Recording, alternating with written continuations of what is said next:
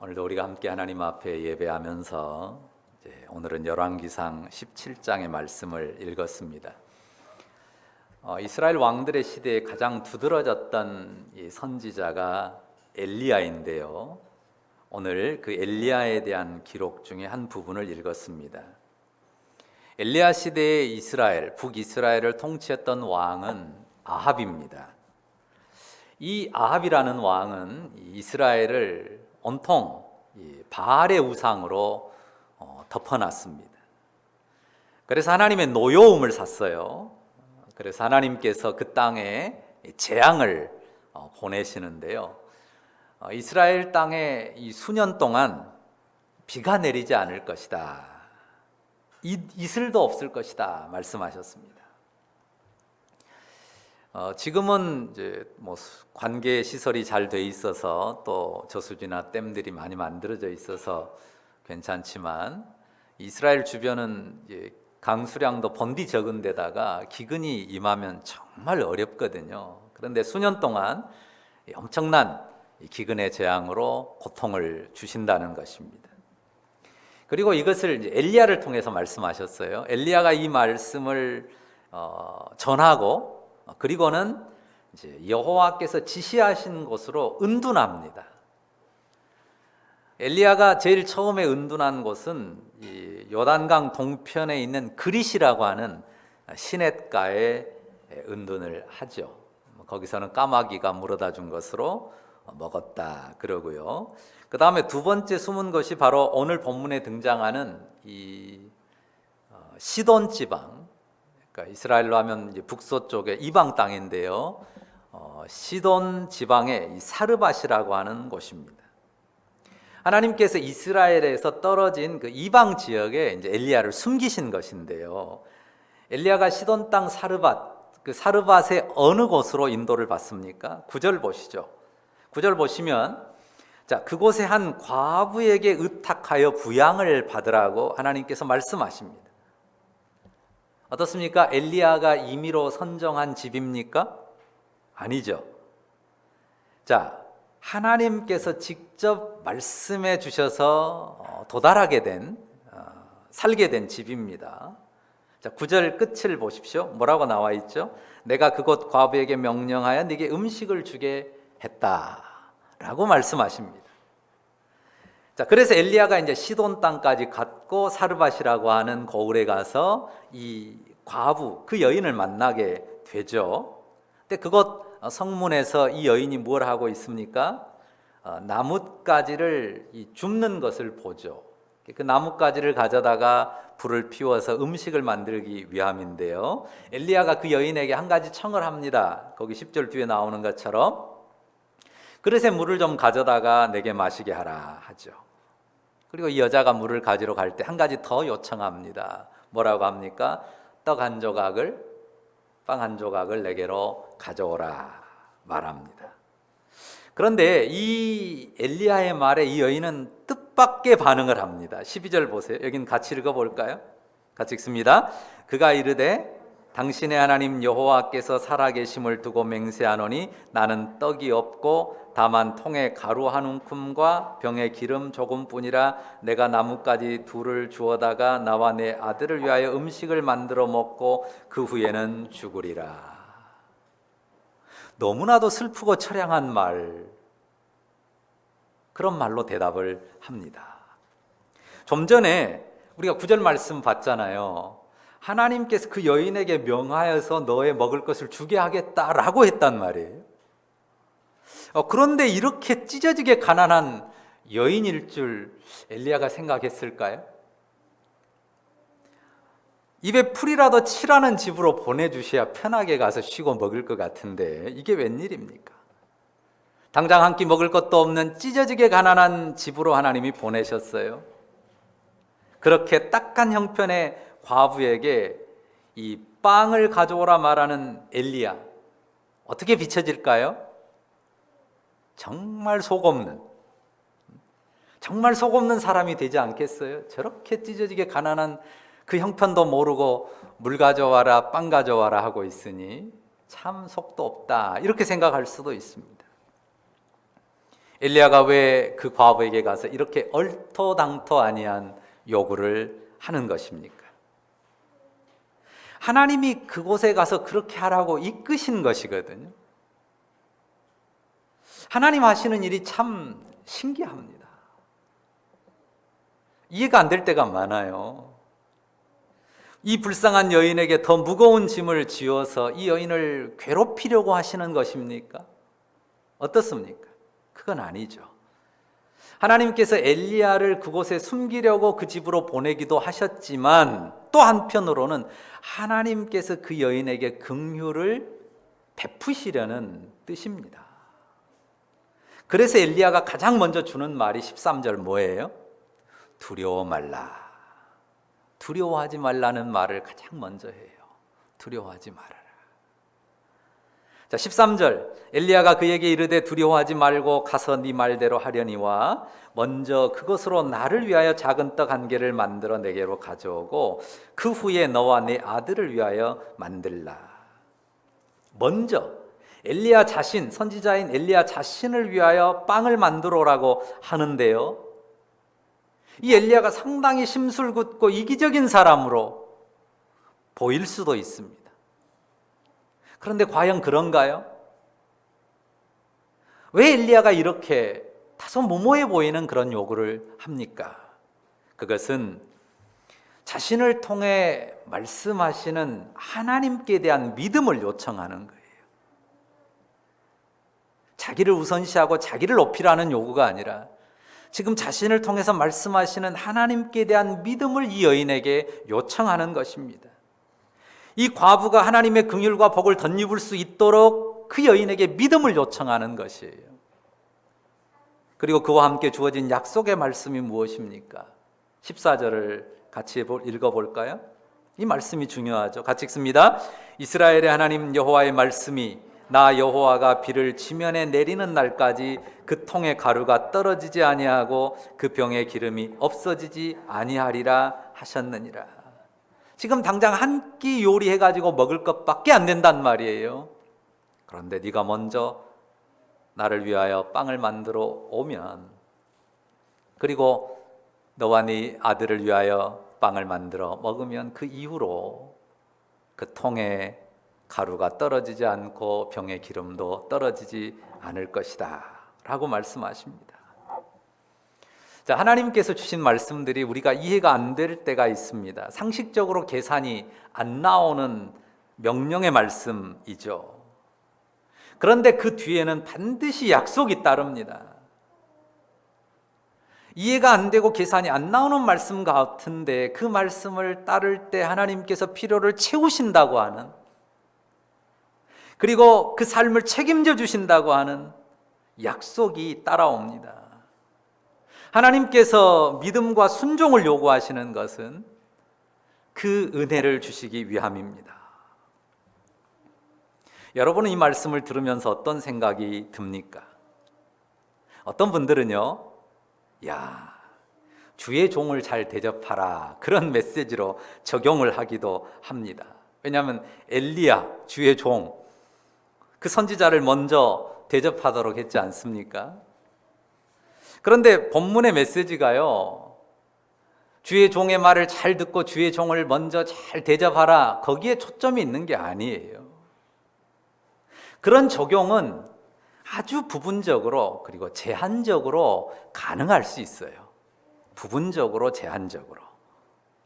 하지만 그때라도 매우 조심스럽게 적용해야 합니다. 그것이 이 말씀의 본질이 아니에요. 자, 오늘 중요한 주제를 먼저라는, 여기 먼저, 엘리야가 먼저 나를 위하여 빵을 만들어 오라 그랬잖아요. 그러면 우리가 이제 오늘 주제를 먼저라는 단어에 둘 수 있는데, 우리가 먼저 하면 딱 떠오르는 예수님 말씀이 있어요. 여러분이 대부분 기억하실 거예요. 너희는 먼저, 예수님 뭐라 그러셨죠? 너희는 먼저 그의 나라와 그의 의를 구하라 말씀하셨어요. 그리고 뭐라고 하셨습니까? 그리하면 이 모든 것을, 너희가 염려하는 먹을 것, 입을 것, 삶의 모든 필요들에 대해서 이 모든 것을 너희에게 더하시리라, 이렇게 말씀하셨잖아요. 먼저의 대상, 예수님이 말씀하신 그 먼저의 대상이 분명합니다. 다소 추상적이지만 훨씬 광범위하게 넓은 범주로 하나님 나라를 말씀하셔요. 그러니까 어느 특정한 것을 확대시켜서 그걸 막 절대화할 게 아니에요.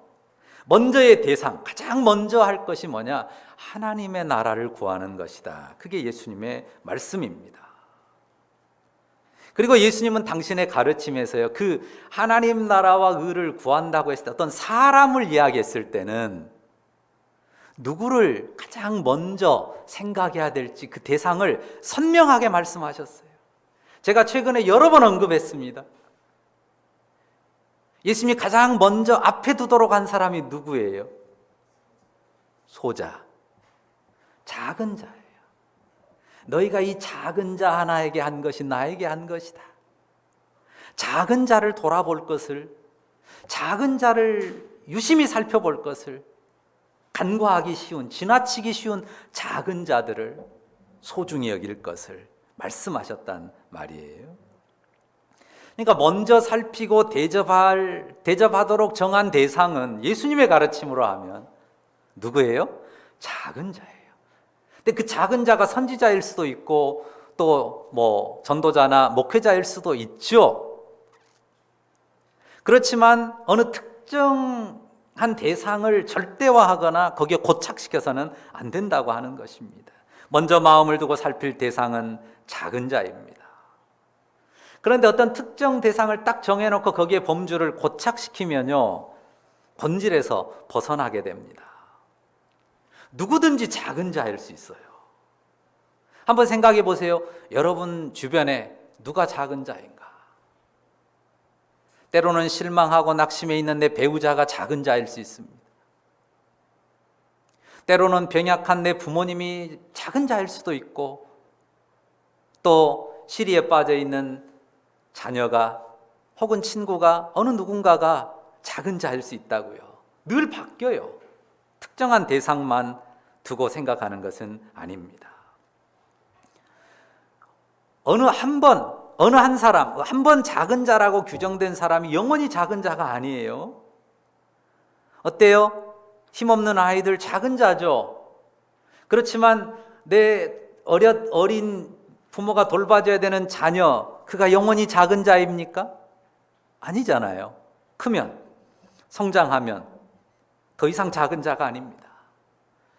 스스로 설 수 있고 스스로 자기 삶을 꾸려갈 수 있도록 성장했는데도 계속 어린아이 취급하고 섬기기만 하면 어때요? 그 영혼을 망칩니다. 그 영혼을 살리고 세워주는 게 아니에요. 자녀가 성장하면서 제 발로 스스로 서게 해야 합니다. 그리고 어떻게 해야 됩니까? 그가 잘 섬김받은 그 섬김 안에서 또한 다른 사람을 잘 섬기는 자리에 서도록, 그 성숙함을 얻도록 그렇게 이끌어야 맞죠. 작은 자를 섬기는 일이 아주 잘한 일인데요, 계속 섬김만 받게 하면 그 영혼을 망칠 뿐만 아니라 덜어는 그가 아주 큰 우상이 될 수도 있는 것이에요. 어떻습니까? 우리 사회에 자식을 그냥 우상단지로 만들어 놓는 그런 경우들도 꽤 많지 않습니까? 그래서는 안 됩니다. 물론 어쩔 수 없는 경우도 있어요. 심각한 장애를 가진 사람들은 한없이 섬겨줄 수밖에 없습니다. 물론 그 영혼은 최대한 자립적인 영혼이 될 수 있도록 섬겨야 되겠지만은 그런 경우는 제한 없이 섬겨야 될 수도 있어요. 말씀드리고자 하는 것은 우리 사고의 고착을 막아야 된다는 거예요. 한번 정한 가치에 그냥 고정시켜가지고 거기에 묶여서는 안 된다는 것입니다. 본질적인 가치를 따라서 바꾸어가는 그 유연성이 굉장히 중요한 것이에요. 율법주의라고 하는 게 어디서 나옵니까? 이 고정된 사고에 묶이면 이게 율법주의가 되는 거고요. 그 형식을 만들게 된 내용, 그 내용이 바뀌었는데도 그 형식에만 집착한단 말이에요. 그게 어리석은 보수이고 또 결국은 율법주의의 오류를 만드는 것입니다. 다시 돌아갑니다. 먼저 구해야 될 건 뭐예요? 하나님의 나라와 의입니다. 먼저 구해야 될 것은 하나님의 나라와 의예요. 그 본질을 가지고 항상 살펴야 합니다. 그리고 그 본질을 따라서 형식은 얼마든지 바꿀 수 있습니다. 지난주에도 말씀드렸듯이 어떻게 하는 게 편해요? 나를 바꾸는 것보다는 그냥 하던 대로 하는 게 제일 편합니다. 기득권을 내놓는 변화를 수용한다는 것은 더더욱 어려운 일이죠. 그런데 성도는 어떻게 해야 됩니까? 하나님의 나라와 의를 더 먼저 구하기 위해서 자기 욕망을 부인하는 자리에 서는 거예요. 하나님의 나라와 의를 구한다고 했을 때 어떤 고정된 이것만 한다가 아니에요.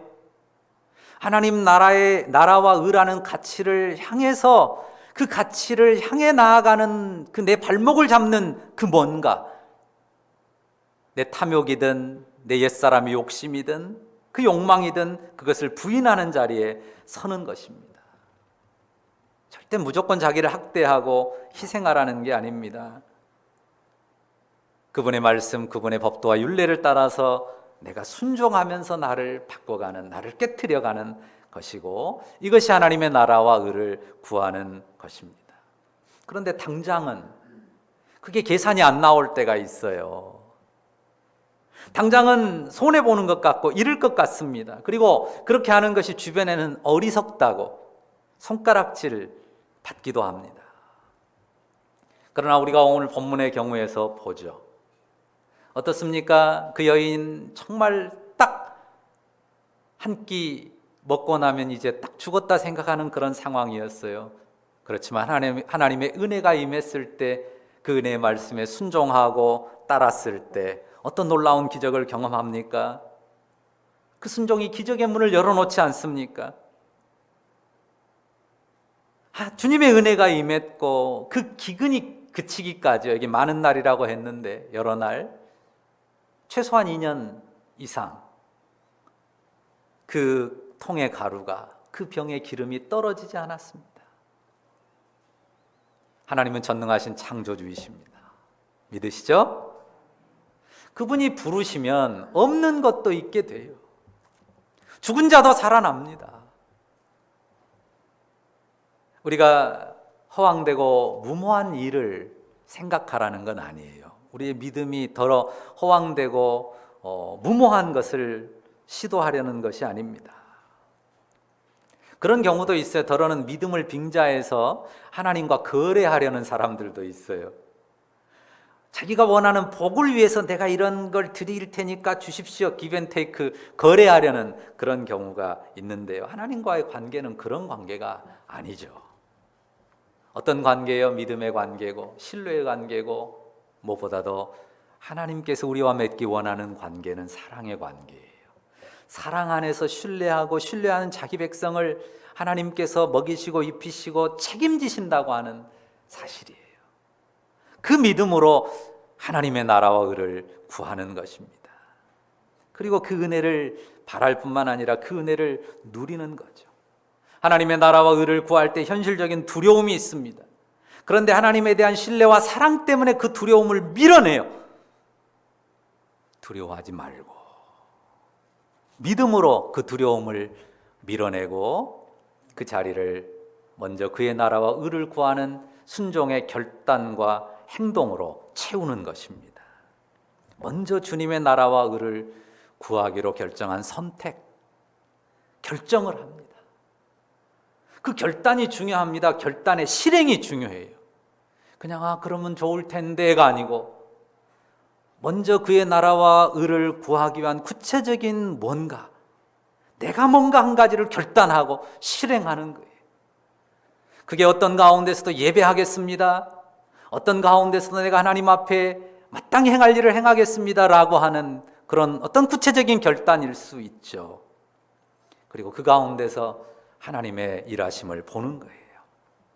그러니까 결단이 중요하고 그 결단한 것을 실행하는 그 한 가지가 중요합니다. 결단과 그 결단의 실행이 없이는 아무것도 일어나지 않습니다.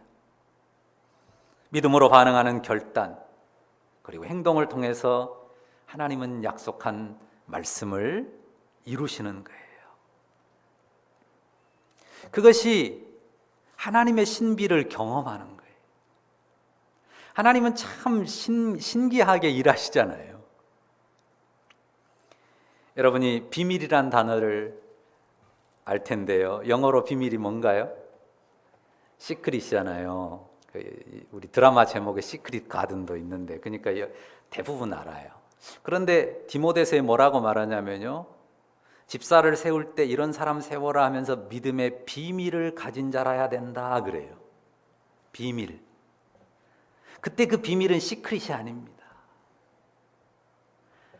그 비밀은요, 헬라어로도 미스테리온. 그러면 영어로 뭐겠어요? 미스테리죠. 신비, 미스테리. 시크릿은요, 너만 알고 있어 하고 살짝 말하는, 이 감추려고 하는 비밀이 시크릿이에요. 미스테리는 뭡니까? 다 말해요. 그런데 어떻게 그런 일이 있을 수 있지? 이해가 안 돼요. 그게 미스테리예요. 믿음의 비밀이 많아야 된다라고 했을 때 그런 비밀이에요. 이해가 안 되잖아요. 어떻게 그런 일이 있을 수 있어?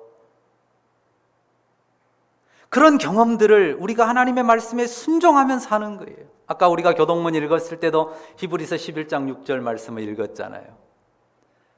하나님께 나아가는 자는 반드시 그가 계신 것과 또한 그가 자기를 찾는 이들에게 상 주시는 이심을 믿어야 할지니라. 하나님은 심는 대로 거두게 하시거든요. 그런데 믿음으로 심으면 하나님께서 반드시 상을 주세요. 그걸 경험한단 말이에요. 하나님의 말씀을 믿고 신뢰함으로 먼저 그의 나라와 의를 구하는 결단을 하고 실행을 했는데, 어리석게 보였는데 계산이 안 나왔는데 하나님이 이렇게 채우시네, 이런 놀라운 복을 주시네, 경험하는 거죠. 그러면 그 신비가 하나, 그 비밀이 하나 쌓이는 거예요. 그 비밀이 점점 많아지는 거죠. 우리가 신앙이 어릴 때는 기도하면 그렇잖아요. 다급해서 기도는 하지만 이것이 진짜 하나님이 들으신 기도일까 우연히 된 것 같기도 하고, 그래서 그냥 우연히 됐겠지라고 생각을 할 수도 있어요. 그런데 기도하고 또 기도하고 하나님 또 의지했는데 이게 결코 우연 같지 않단 말이에요. 그렇구나. 하나님이 내 기도를 들으시고 내 결단과 순종을 받으시고 일하시는구나.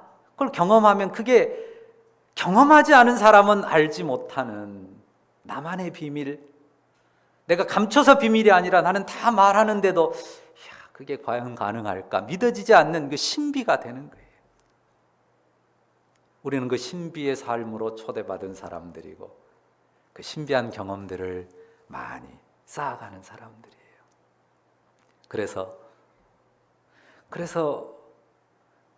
사실 세상 사람들이 잘 이해 못 하잖아요. 뭔 재미도 없게 저렇게 매주 교회 다니면서 성경 붙들고 말씀 붙들고 살까? 어리석게도 보잖아요. 그런데 우리만 아는 기쁨, 넉넉함, 부요함을 우리 영혼에 담고 간단 말이에요. 그게 어디서 나와요? 믿음에서 나오고, 그 믿음을 따라서, 신뢰와 사랑을 따라서 먼저 주님의 나라와 의를 구하는 삶을 통해서 하나님이 주시는 이 신비한 삶의 열매들 통해서 우리가 경험하고 누려가는 것이, 오늘 열왕기서의 엘리야의 말씀을 통해서도 우리가 그 도전을 받아요. 힘겨운 삶에서, 힘겨운 여러분의 현실의 삶에서 여러분이 마주하는 두려움이 있습니다. 그게 뭡니까? 그 두려움을 그냥 무조건 떨치는 게 아니에요. 무엇으로요? 믿음으로. 나를 사랑하시고 아들을 주신 그 하나님께 대한 신뢰와 믿음으로 그 두려움을 떨치고 그분이 말씀하시고 명하시는 대로 믿음의 길을 한 걸음 한 걸음, 그의 나라와 의를 구하는 길을 한 걸음 한 걸음 걸어가는 가운데 하나님께서 약속하신, 그리하면 이 모든 것을 채워주실 것이라고 하신 그 약속, 더해 주실 것이라고 하는 그 약속의 기적을 경험하는 그런 삶으로 나아가야 할 것입니다. 그런 놀라운 은혜의 삶을 계속해서 꾸려가고 그로 인한 기쁨과 즐거움으로 더욱 하나님 섬기면서 세상을 살아가는 우리 에라멜 지체들 다 되시기를 주의 이름으로 축원합니다. 기도하십시다. 사랑의 주님, 감사합니다. 사르밧 과부와 엘리야 이야기를 통해서 우리를 도전하시니 감사합니다. 우리가 두려움 가운데 떨고 힘들어할 때가 많습니다.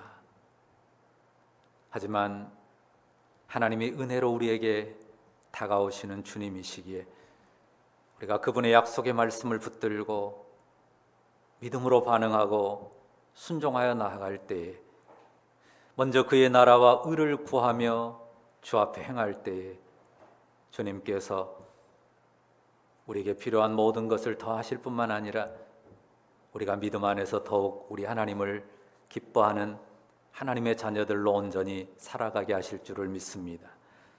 아버지, 그 믿음으로 이 한 주간도 이후에 우리의 삶도 승리하는 우리의 예람 지체들 다 되게 하여 주옵소서.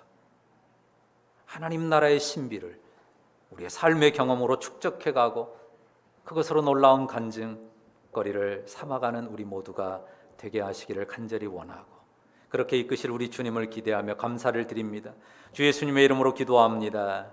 아멘.